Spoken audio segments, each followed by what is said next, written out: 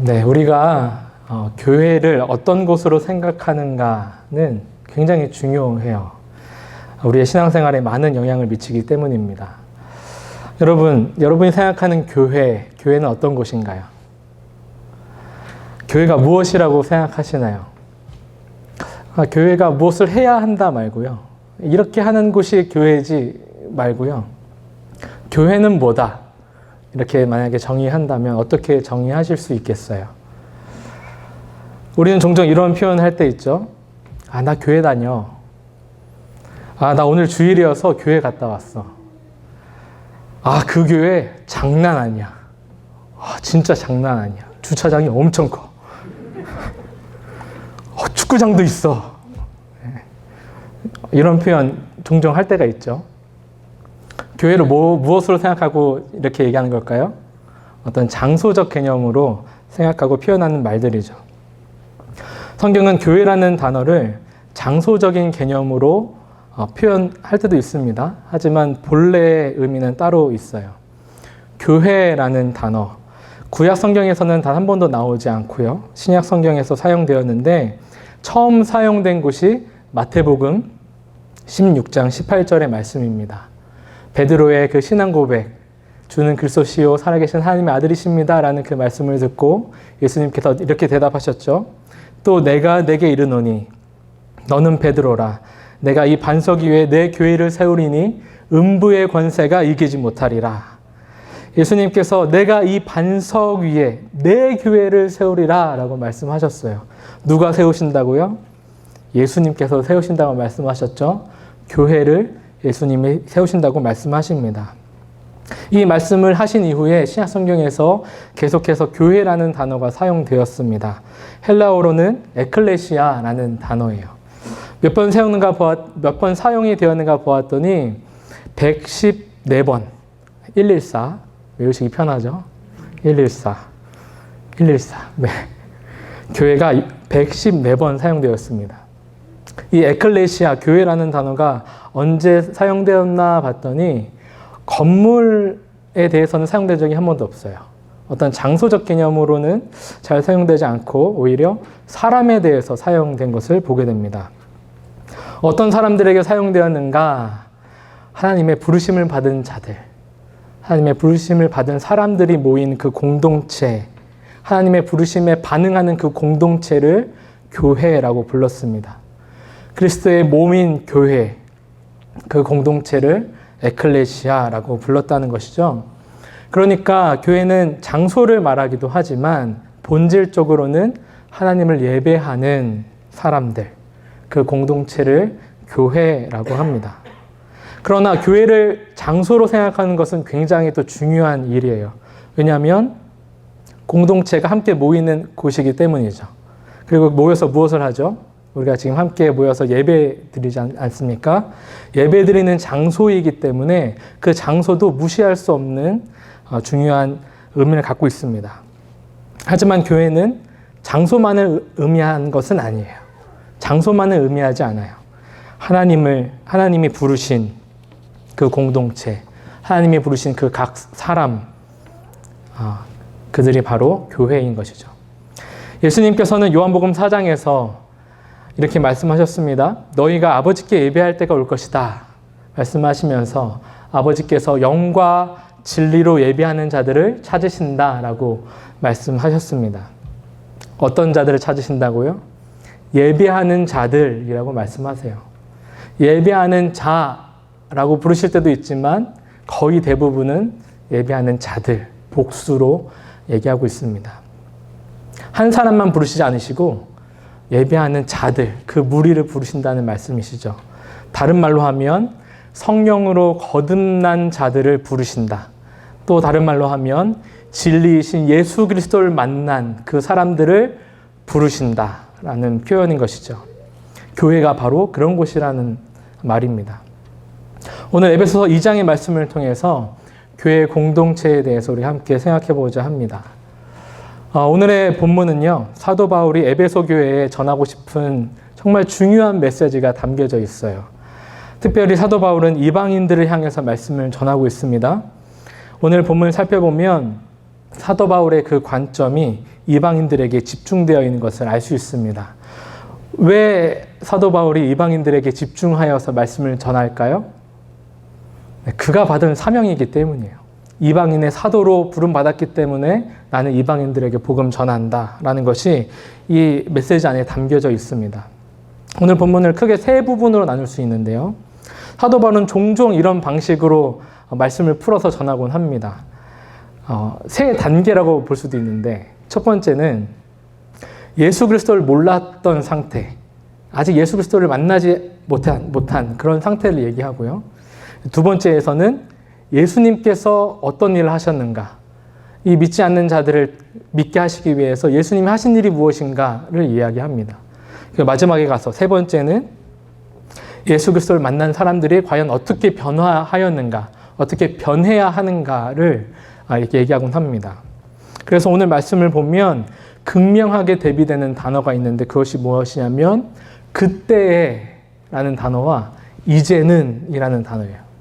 그때 너희는과 이제 너희는, 이제부터 너희는, 이렇게 극명하게 나누어서 우리가 볼 수 있습니다. 예수님을 만나기 전과 예수님을 만난 후가 다르다는 것이죠. 먼저 11절과 13절의 말씀을 보겠습니다. 아직 예수 그리스도를 만나지 못했던 이방인들의 상태를 바울이 말하고 있습니다. 이렇게 말할 수 있는 이유는 그들이 이제는 예수 그리스도 안에 있기 때문이죠. 에베소서의 모든 말씀은 믿지 않는 자가 아니라 믿는 자들에게 주시는 말씀입니다. 11절에서 보면 사도 바울은요, 이방인들이 받았던 그 모욕을 다시 한번 기억나게 해요. 배짱이 좋다고 해야 될까요? 돌에 많이 맞아봐서 또 맞을 각오로 이렇게 얘기했다고 생각할 수 있을까요? 이렇게 얘기하는 거예요. 너희 이렇게 욕먹었었잖아. 유대인들로부터 너희 할례 받지 않은 무리라고 그런 모욕을 당했었잖아. 굉장히 불쾌한 말이에요. 이 말이 어떤 말이냐면, 단순히 할례 받지 않았다는 것을 넘어서서 너희는 약속이 없는, 너희는 하나님이 선택하지 않은 사람들이잖아 라는 그 내용에 깔려있는 부분이거든요. 12절에 이어서 이렇게 얘기하죠. 그때 너희는 그리스도 밖에 있었고 이스라엘 나라 밖의 사람이라. 약속의 언약들에 대하여는 외인이요 세상에서 소망이 없고 하나님도 없는 자이더니, 이렇게 얘기합니다. 세상에서 소망이 없었고 하나님도 없었다. 그때 너희는 하나님 없는 삶을 살았다라고 얘기합니다. 많은 분들이 간증하실 때 이렇게 시작해요. 저는 하나님이 없는 삶을 살았습니다. 그런 고백 많이 하셨나요? 나는 하나님이 없는 삶을 살았었어요. 이렇게 간증을 시작하시곤 합니다. 하나님이 없던 삶이 어떠셨었나요? 하나님 몰랐던 그때, 예수님 만나지 않았던 그때, 그때의 삶과 지금 예수님 만난 이후의 삶이 어떻게 달라지셨어요? 삶의 태도가 어떻게 달라지셨나요? 어떤 가치관이 바뀌셨죠? 시편 기자는 하나님이 없다고 말하는 그 사람을 어리석다라고 얘기합니다. 에베소서에서는 하나님이 없는 삶을 약속의 언약, 즉 구원이 없는 삶이라고 말하고 있어요. 그리고 더 나아가서 이 세상에서, 지금 우리가 살고 있는 이 세상에 소망이 없는 삶이라고 말합니다. 그렇죠.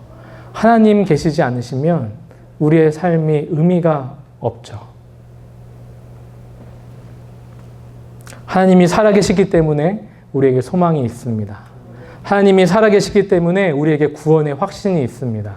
하나님께서 모든 것을 이루어 주시죠. 하나님께서 우리에게 모든 것들을 주셨습니다. 하나님이 하셨습니다. 이것이 믿는 우리의 고백인 줄로 믿습니다. 모든 것이 하나님의 은혜로 된 일인데, 특별히 에베소 교회에 하나님께서 하신 일이 무엇이죠? 하나님께서는 예수 그리스도를 통해서 멀리 있던 이방인들, 그리고 소망이 없던 자들을 가까워지게 하셨다라고 말씀합니다. 어디서부터 가까워진 것이죠? 하나님과 떨어져 있던 상태에서부터 하나님께로 가까워지게 하셨어요. 그리고 유대인들과 가까워지게 하시는 일을 하셨습니다. 에베소 교회는 유대인들과 이방인들이 함께 신앙생활을 하고 있었습니다. 굉장히 어려움을 겪고 있었을 것이라 생각을 할 수 있죠. 왜요? 삶의 방식이 달랐을 것이고, 생각하는 것이 달랐을 것이고, 사회적 지위가 달랐을 것이고, 인종이 달랐을 겁니다. 그런 사람들이 함께 교회를 이루고 있는 것, 그것 자체가 기적 같은 일이죠.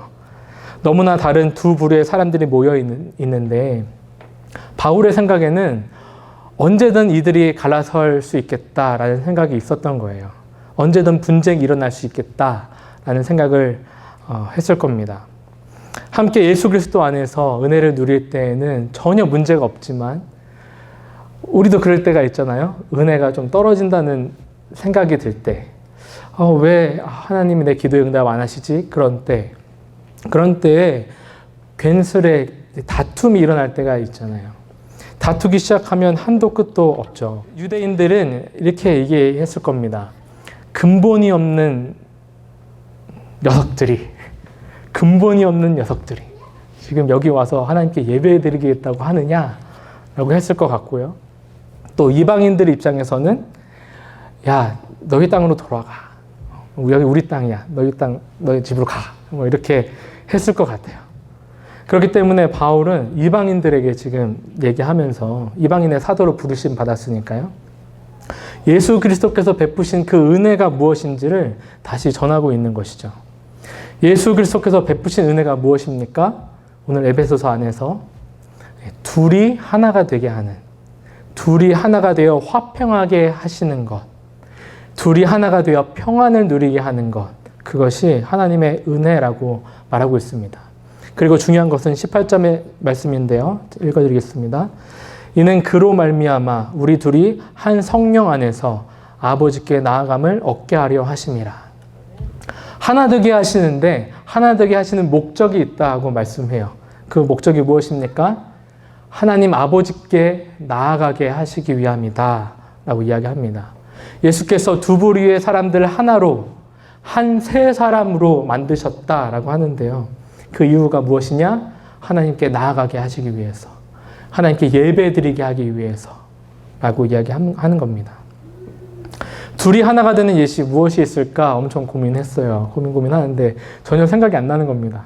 그래서 아내에게 물어봤습니다. 여보, 둘이 하나가 되는 예시가 뭐가 있을까? 제 아내는 거의 숨도 쉬지 않고 말했어요. 부부요. 부부. 아멘이요? 네, 그렇죠. 원수된 것을 하나로 만드셨으니까요.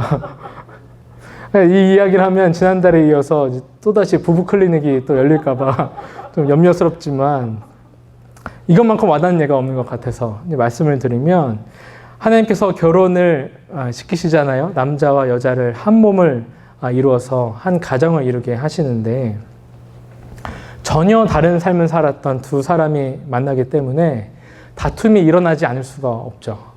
참 저희도 많이 싸웠습니다. 목회자 가정이라고 봐주고 그런 거 없어요.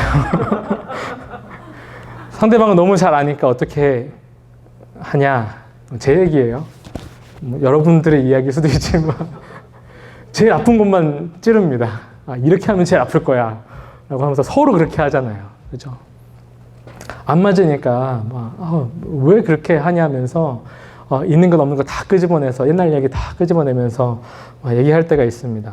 참 연애할 때는 대화도 많이 하고 서로 양보도 많이 하고 아껴도 주고 서로 사랑했던 것 같은데 왜 이렇게 대화가 점점 짧아질까 이렇게 생각을 해보니까 아이들이 태어나서 더 그런 것 같아요. 아이들과 시간을 많이 보내고 아이들과 대화하는 시간이 이제 많아지니까 부부간의 대화가 많이 줄어든다는 것을 이제 느끼게 됩니다.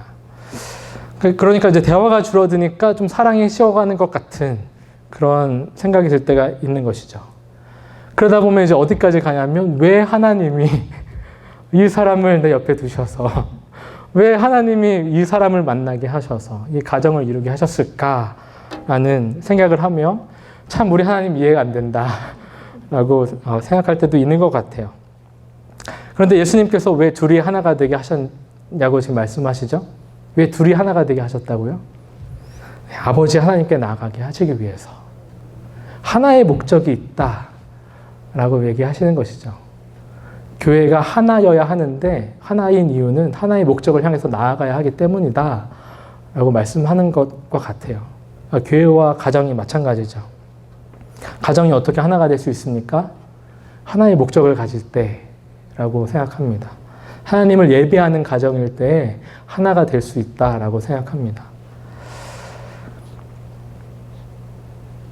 예수 그리스도 안에서 하나된 가정 되시기를 주님의 이름으로 축원드리고 싸우시되 하루를 넘기지 않으시기를 네, 바랍니다. 네, 19절에서 22절 말씀 마지막 단락인데요.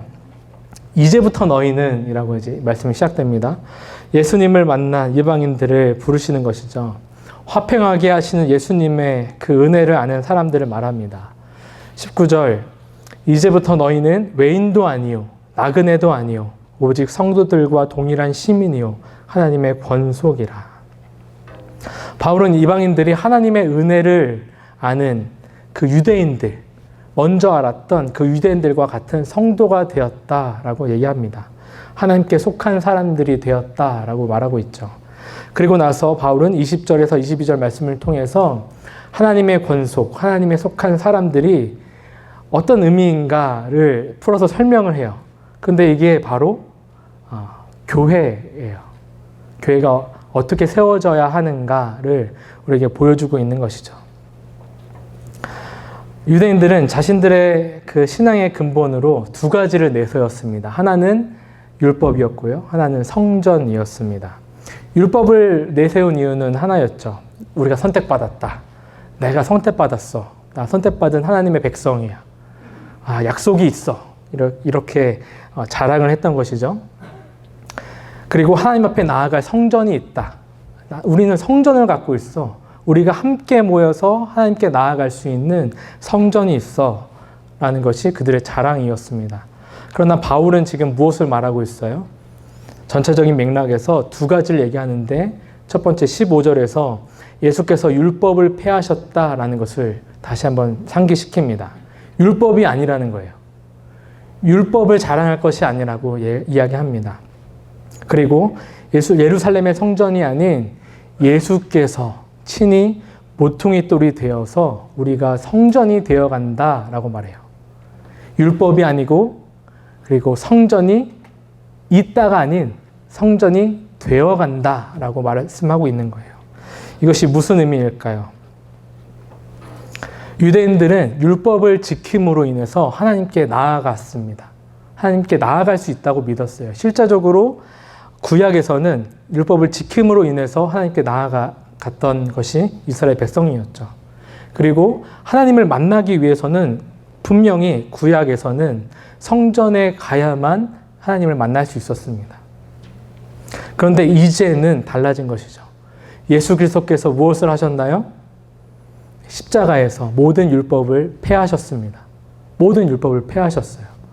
무엇을 지키고 안 지키고가 아니라 예수 그리스도를 믿음으로 말미암아 하나님께 나아갈 수 있다라는 것을 지금 우리에게 가르쳐주고 있는 것이죠.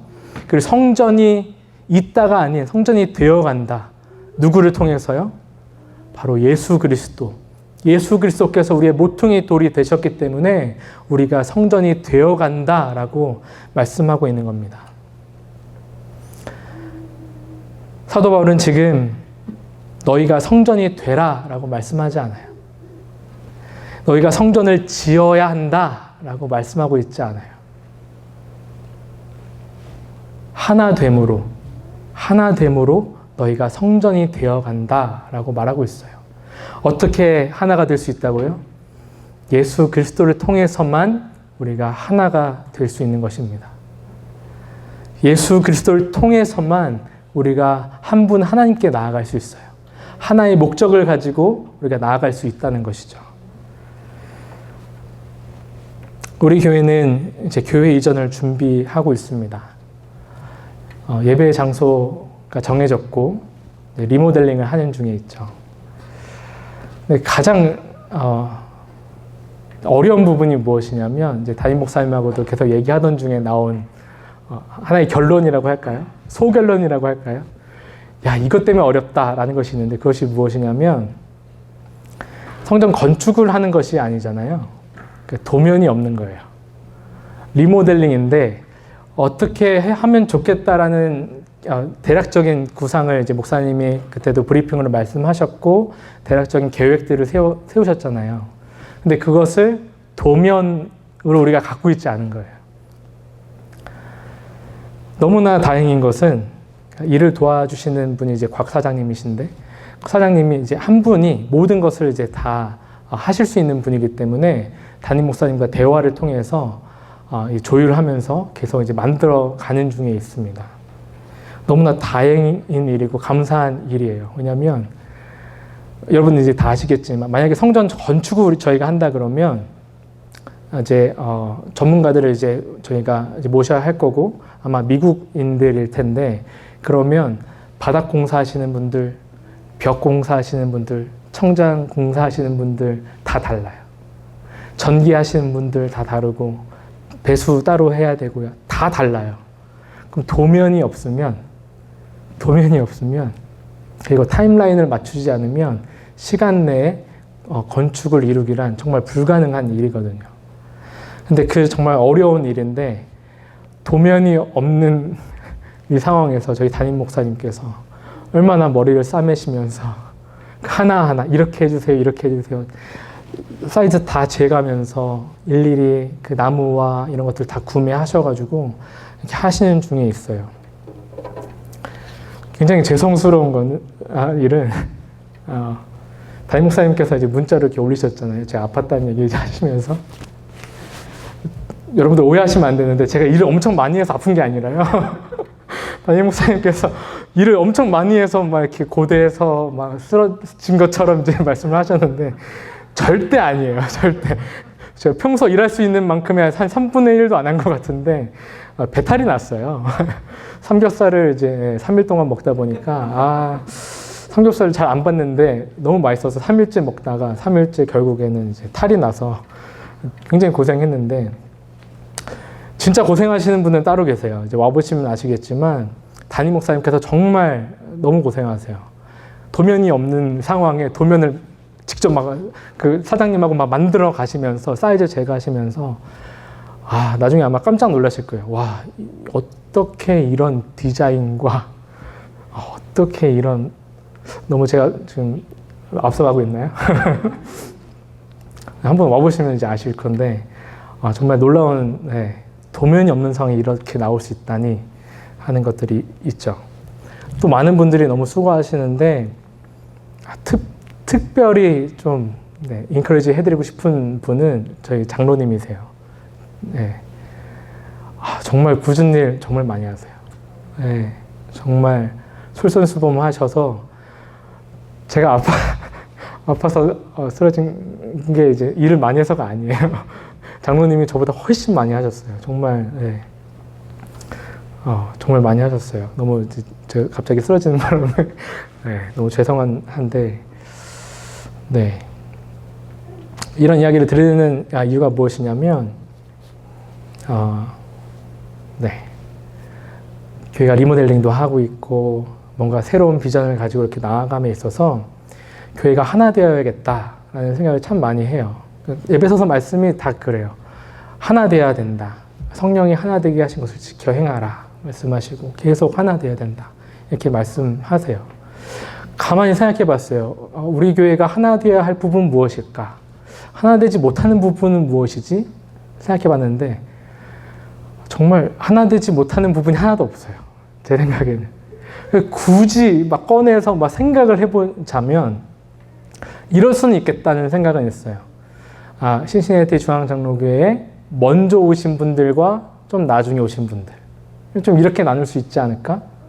지금 에베소 같은 경우에는 먼저 믿었던 유대인들과 나중에 이제 믿게 된 이방인들 이렇게 나눠지잖아요.